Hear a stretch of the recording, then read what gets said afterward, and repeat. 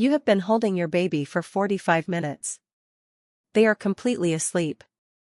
Deeply, beautifully, absolutely asleep. Their body is heavy and warm against yours.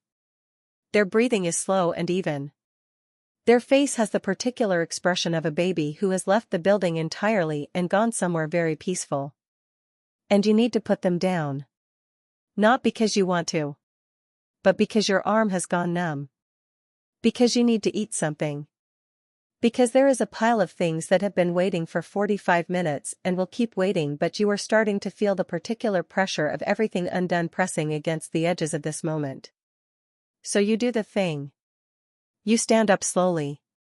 You move toward the Moses basket or the cot or the bouncer with the particular walk of a parent who is trying not to breathe too loudly. You lower the baby with the precision and the terror of someone defusing something. You hold your breath. You wait. And then, the eyes open. Not slowly. Not gradually. Fully. Completely. The baby who was in another dimension 30 seconds ago is now wide awake and looking at you with an expression that suggests they have been aware of your intentions the entire time and have simply been waiting for you to make your move. And you stand there. Frozen.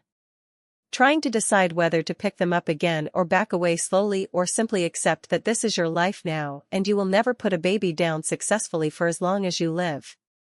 Every parent knows this moment. Every single one. It is one of the most universal experiences of early parenthood and also one of the most misunderstood.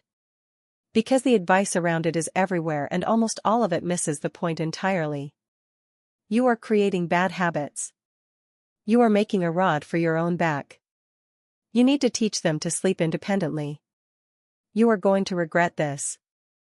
And underneath all of that advice, underneath every well-meaning warning and every sleep training recommendation and every raised eyebrow from someone who did it differently, is an assumption so fundamental that almost nobody ever questions it. The assumption that a baby who only sleeps on a person is doing something wrong. Today I want to take that assumption apart completely. With science. With research. With the actual biology of infant sleep that most parents are never told about because nobody thinks to tell them. Because once you understand what is actually happening inside your baby when they sleep on you, and what happens to their nervous system the moment you try to put them down, you will never see contact napping the same way again. And more importantly, you will never see yourself the same way again. Let us go deep. Before we can talk about contact napping, we need to talk about infant sleep. Not the cultural version of infant sleep, the version that involves schedules and self-settling and sleeping through the night as a developmental milestone. The biological version.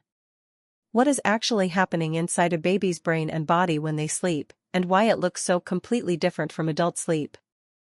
Most of the frustration parents feel around infant sleep comes from applying an adult framework to a system that is operating on entirely different rules.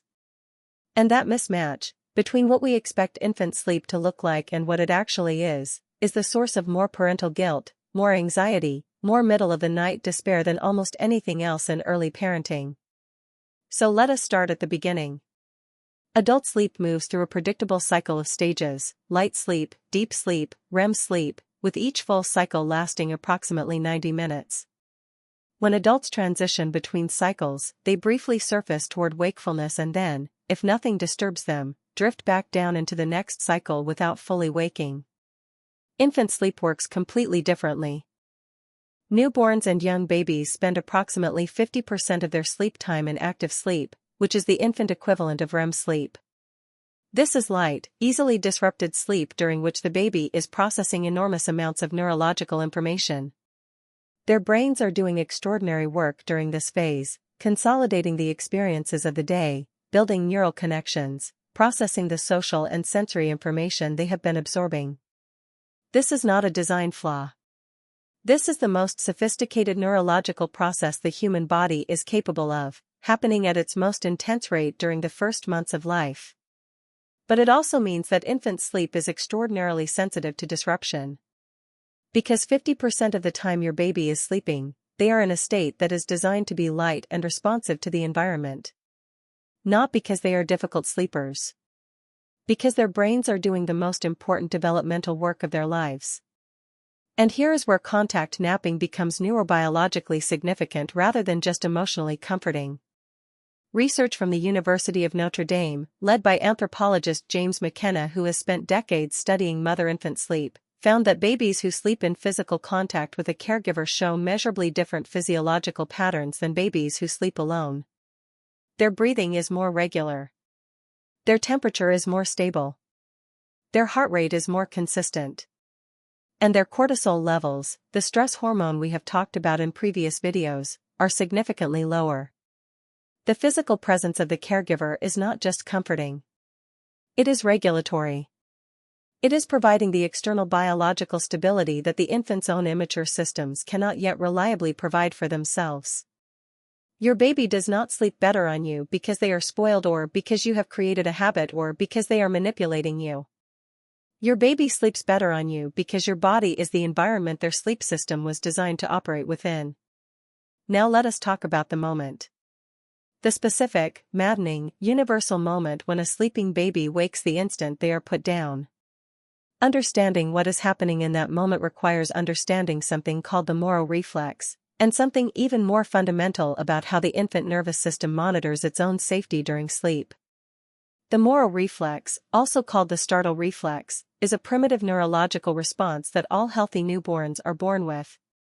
When a baby experiences a sudden loss of support, a feeling of falling, a sudden change in position, a drop in temperature against the skin, the nervous system fires an immediate alarm response. The arms fling outward, the back arches, the baby startles, often cries, and comes fully awake. This reflex is not a sleep problem. It is an ancient survival mechanism. For the vast majority of human evolutionary history, a baby who was put down, placed on a surface away from a caregiver, was a baby in danger. Predators. Cold. Exposure. The nervous system developed a hair-trigger response to the sensation of being separated from a warm body precisely because that separation was, for most of human history, a genuine threat to survival. Your Moses basket is not a threat. Your baby's nervous system does not know that. But the Moro reflex is only part of the story. Research from the University of California has shown that infant brains monitor their environment during sleep in ways that are far more sophisticated than previously understood. Even during deep sleep phases, the infant brain maintains a low-level threat assessment of the environment. Temperature, sound, smell, and critically, the presence or absence of the caregiver. Studies using EEG technology, which measures brainwave activity, found that infants sleeping alone showed measurably different brain activity during sleep transitions than infants sleeping in contact with a caregiver. The solo sleeping infants showed more frequent microarousals, brief moments of partial wakefulness during which the brain scanned the environment and registered the absence of the caregiver before settling again. In other words, a baby sleeping alone is working harder during sleep than a baby sleeping on a person. Their brain is doing additional monitoring work, checking, assessing, registering the absence, that the contact sleeping baby's brain does not need to do because the caregiver's presence has already answered the threat assessment. This is why the transfer, the move from your arms to any surface, so frequently wakes the baby. It is not the movement itself that wakes them. Or not only the movement. It is the change in the threat assessment. The temperature drops. The familiar smell recedes. The heartbeat that has been providing rhythmic sensory information disappears. The breathing that has been co-regulating theirs is gone. And the infant brain, running its constant background safety check, registers all of these changes simultaneously.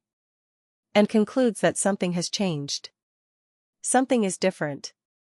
And different, for an infant nervous system calibrated to survival, is a signal worth waking up for. Here is the piece of this conversation that most parenting culture in the Western world has never fully reckoned with. The expectation that babies should sleep alone, in their own space, on their own surface, without physical contact with a caregiver, is not a neurologically informed expectation. It is a historically recent, culturally specific expectation that emerged from a particular set of social and economic conditions that have nothing to do with infant biology. For the vast majority of human history, across hundreds of thousands of years and across almost every culture on Earth, babies did not sleep alone. They slept on bodies. In arms. Against chests. In fabric carriers worn by their mothers or other caregivers. The separation of infant from caregiver during sleep is, in evolutionary terms, extraordinarily recent. Anthropologist Helen Ball at Durham University, who runs the Parent-Infant Sleep Laboratory and is one of the world's leading researchers on infant sleep, has documented that the expectation of solitary infant sleep is almost unique to Western industrialist societies.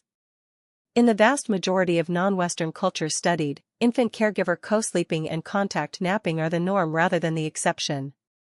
And the rates of infant sleep difficulty, the exhausted, desperate, everyone is failing experience that dominates parenting culture in the West, are significantly lower in cultures where contact sleep is expected and supported. This is not a coincidence. It is biology meeting expectation. When the expectation matches the biology, the experience of infant sleep is manageable. When the expectation fights the biology, when we ask babies to do something their nervous systems are not designed to do and then interpret their failure to do it as a problem to be solved, we create enormous suffering for both the baby and the parent.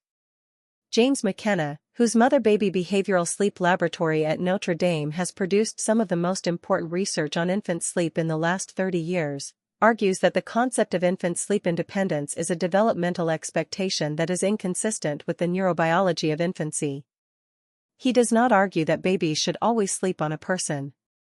He argues that the framing of contact sleep as a problem, as something to be overcome, trained away, grown out of as quickly as possible, is based on cultural assumptions rather than developmental science. And the cost of that framing is paid by parents. Specifically by mothers. Who are told that their baby sleeping on them is a failure. A habit. A rod for their own back. And who spend the exhausting, tender, irreplaceable months of their baby's infancy feeling guilty about the thing that is actually the most biologically appropriate response to their baby's needs. You were not making a rod for your own back. You were doing exactly what your baby's nervous system needed you to do. Let us look at the specific research on contact napping. Because the evidence base here is both broader and more conclusive than most parents realize. A study published in the journal Infant Behavior and Development examined cortisol levels in infants during different sleep conditions, contact sleep with a caregiver and solo sleep on a safe surface. The findings were clear. Infants in contact sleep showed significantly lower cortisol levels throughout the sleep period than infants sleeping alone. The stress response system was measurably more regulated during contact sleep. And the implications of this extend beyond the nap itself. Research from Washington State University found that infants who experienced higher levels of physical contact throughout the day, including contact napping, showed better emotional regulation, lower baseline cortisol and more secure attachment behaviors at 6 months than infants with lower contact levels. The contact during sleep was not creating dependence. It was building the neurological foundation for the very independence it was supposedly preventing. This is the finding that most directly contradicts the rod for your own back narrative. The babies who were held most, who slept on bodies most, who were carried and held and contact napped most, were not becoming more dependent. They were developing more secure attachment, which is the neurological prerequisite for genuine, healthy, developmentally appropriate independence. You do not build independence by withholding contact. You build it by providing so much consistent, reliable contact that the baby's nervous system develops the security it needs to eventually function without it. A landmark study from the University of Minnesota confirmed this across a longitudinal timeframe. Babies who experienced high levels of physical closeness and responsive caregiving in infancy, including contact sleep, showed greater independence, greater social competence and stronger emotional regulation in early childhood than babies who had been encouraged toward premature sleep independence. The research is consistent on this point to a degree that is rarely acknowledged in mainstream parenting culture. Contact napping does not create sleep problems. It is not a habit that needs to be broken. It is not evidence of a parent doing something wrong. It is biology. And honoring it, even when it is inconvenient, even when your arm is numb, even when the pile of undone things is growing, is not weakness or indulgence. It is responsiveness. And responsiveness, the research shows, is the single most important ingredient in secure attachment. I want to be honest about something before we move into the practical section of this video. Contact napping, for all its biological appropriateness, is also genuinely demanding. It asks something real of the parent. It takes time. It limits mobility. It can feel isolating. And for parents who are already stretched to their absolute limit by the demands of early parenthood, the idea of spending another 45 minutes unable to move can feel like too much. Everything I am about to say comes from that honest starting point. Not from an idealized version of parenting that ignores the real constraints of real lives. The goal of this section is not to tell you that you must contact nap. The biology supports it. The research supports it. But you are also a human being with needs, and those needs matter too. The goal is to give you options, ways to make contact napping more sustainable and more comfortable if you choose to do it, and honest information about the alternatives. The first and most important tool for sustainable contact napping is baby wearing. A baby carrier or wrap allows you to hold your baby in close contact, providing everything their nervous system needs during sleep, while freeing your hands and restoring your mobility. Research from Columbia University found that babies who were carried for at least 3 hours per day cried significantly less, slept more calmly, and showed lower cortisol levels than non-carried babies. And parents who used carriers reported significantly lower levels of parental stress and greater confidence in reading their baby's cues. The carrier converts contact napping from a physically limiting practice into a mobile one. You can eat. You can walk. You can move through your day. The baby sleeps.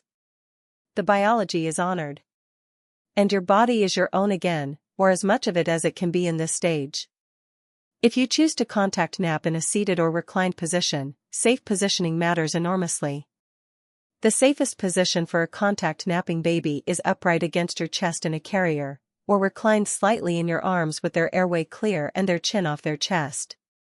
A flat reclined surface, a sofa or armchair, carries risks that an upright carrier or an awake and alert parent holding a baby does not. The second tool is understanding the sleep cycle to time the transfer. If you want to move your baby from your body to a surface, the timing of that transfer matters significantly. Infant sleep cycles last approximately 40 to 50 minutes in the early months. Within each cycle, the baby moves from active light sleep into deep sleep and back again.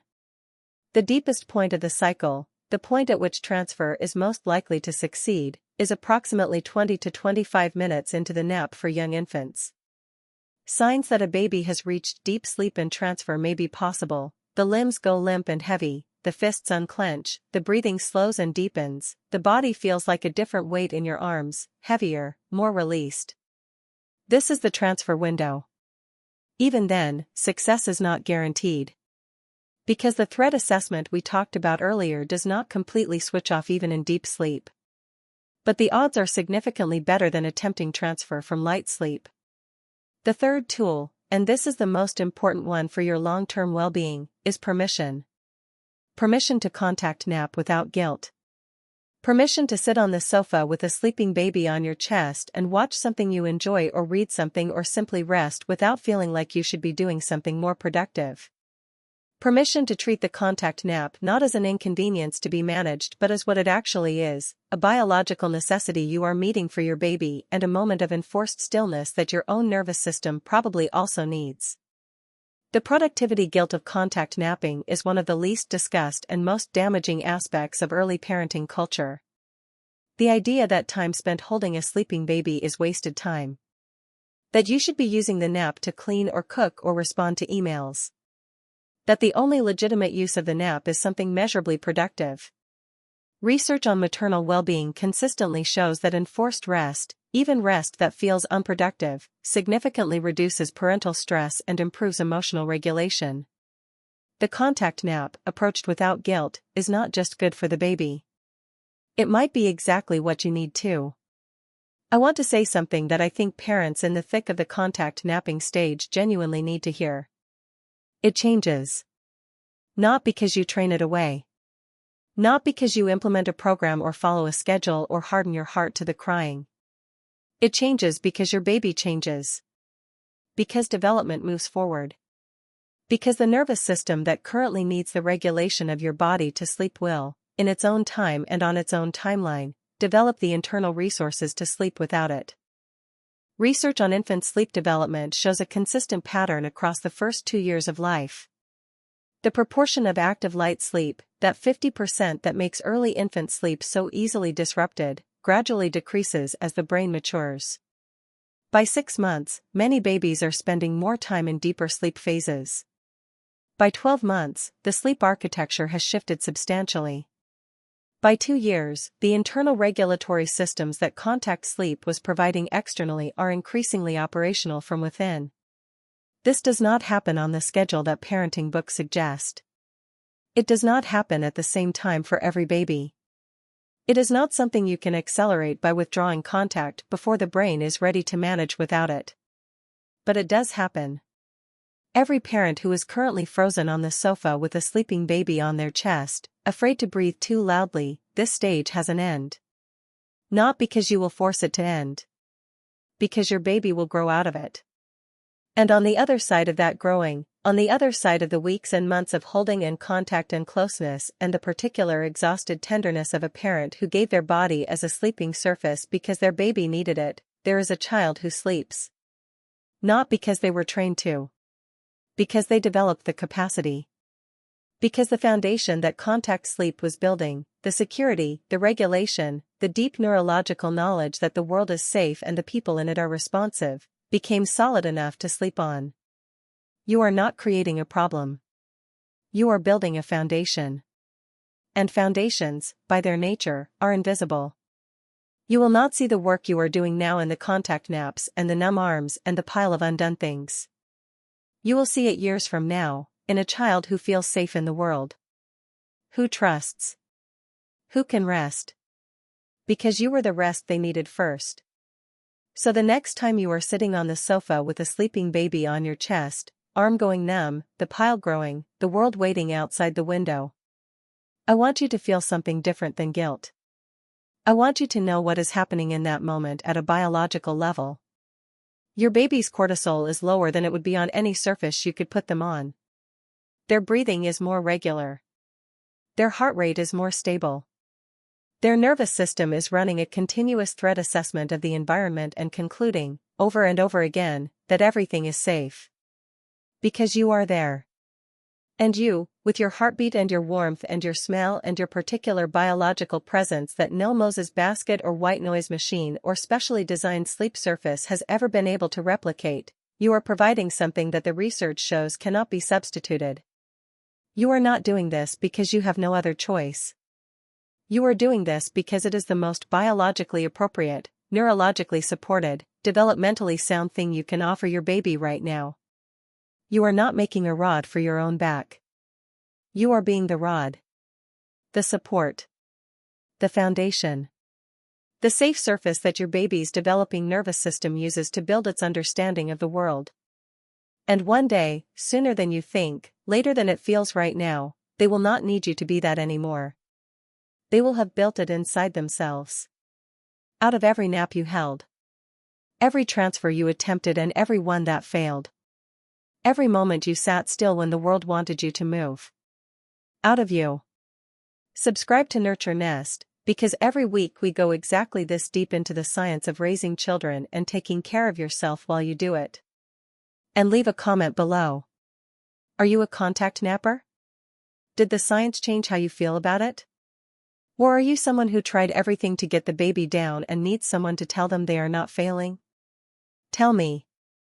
Because I guarantee you are not alone. And I read every single one.